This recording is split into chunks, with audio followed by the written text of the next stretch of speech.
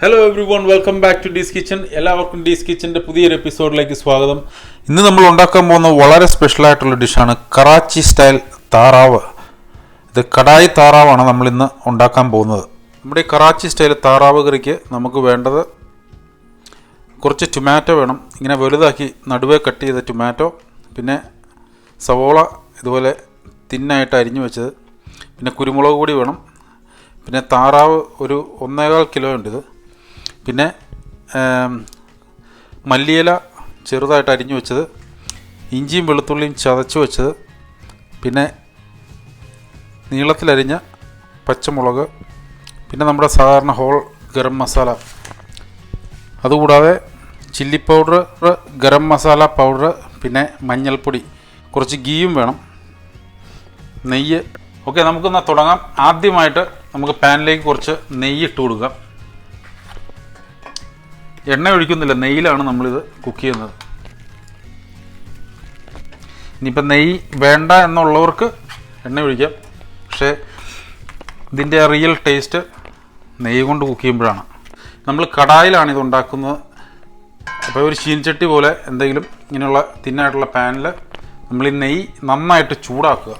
ഈ നെയ്യ് നന്നായിട്ട് ചൂടായി വരുമ്പോൾ നമ്മൾ ഈ താറാവ് ചെറുതായിട്ട് കണ്ടിച്ച് അതിലേക്ക് ഇട്ട് കൊടുക്കുക. നേരെ വേറെ ഒന്നും ഇടുന്നതിന് മുമ്പ്.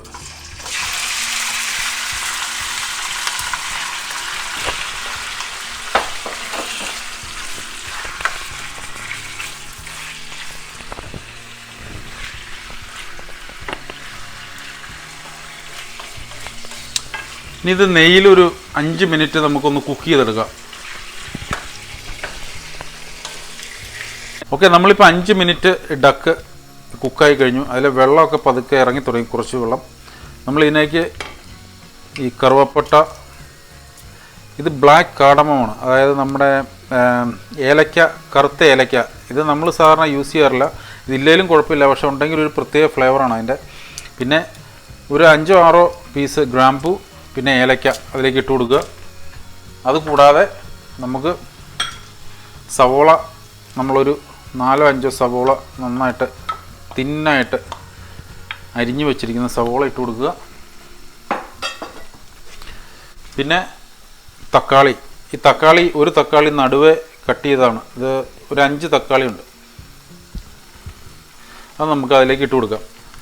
ഇത് ഇട്ട് കൊടുത്തിട്ട് നമ്മളൊരു 5 മിനിറ്റ് ഒന്ന് മൂടി വെച്ച് വേവിക്കണം. നമുക്കിതൊന്ന് മൂടി വെച്ച് വേവിക്കാം 5 മിനിറ്റ്. ഓക്കെ, ഇപ്പോൾ ടൊമാറ്റോ ഇട്ട് കഴിഞ്ഞ് നമ്മൾ ടൊമാറ്റോയും ഒനിയനും ഇട്ട് കഴിഞ്ഞ് ഒരു 5 മിനിറ്റായി. നമുക്ക് ഇതൊന്ന് തുറന്നിട്ട് നമുക്ക് ഈ തക്കാളിയുടെ തൊലി ഇങ്ങനെ എന്തുകൊണ്ടെങ്കിലും എടുത്ത് കളയാം. കാരണം ഈ തൊലിൻ്റെ ആവശ്യമില്ല, നല്ല പേസ്റ്റായി കിട്ടിക്കോളും. 5 മിനിറ്റ് കഴിയുമ്പോൾ ഈ തൊലി ഇങ്ങനെ വിട്ടുപോരും, നമുക്കത് എടുത്ത് കളയാം.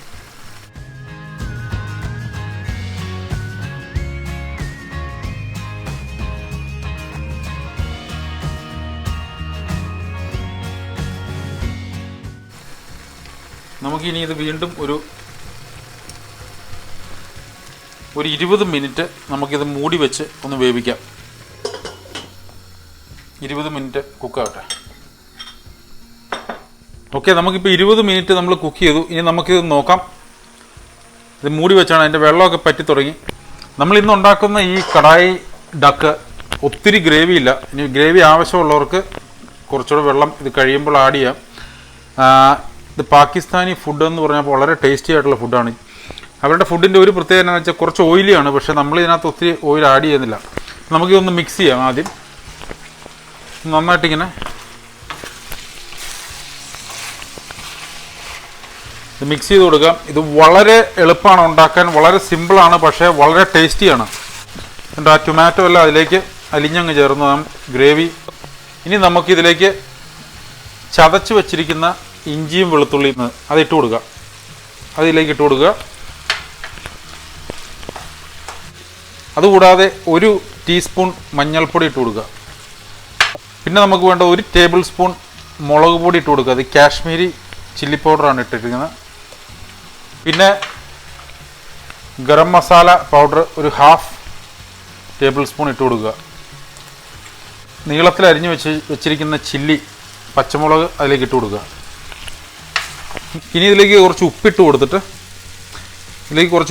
ആവശ്യത്തിന് ഉപ്പിട്ട് കൊടുത്തിട്ട് നമുക്കിതൊന്ന് നന്നായിട്ട് മിക്സ് ചെയ്ത് മൂടി വെച്ച് സ്ലോ ഫ്ലെയിമിൽ അടുത്തൊരു 20-25 മിനിറ്റോടെ നമുക്കൊന്ന് കുക്ക് ചെയ്തെടുക്കാം.